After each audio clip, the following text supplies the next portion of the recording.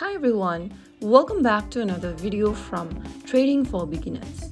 In this video, we are going to be learning how to change chart type in NinjaTrader. If you're trying to change the chart type in NinjaTrader to better analyze the market, then here is how you do it. First of all, launch open NinjaTrader app on your device and log into your account. Once you're logged in, go ahead and select one of the instruments from the menu to open up its chart. Once you're inside the chart section, go to the bottom of the screen and tap on the instrument button or the chart button and select a different chart type from the menu. You'll see options such as candle or HLC, volume prices, close prices, etc. Go ahead and select one of the options and then you'll be able to see your chart type changed. You can always get back to the same menu and select your preferable chart type.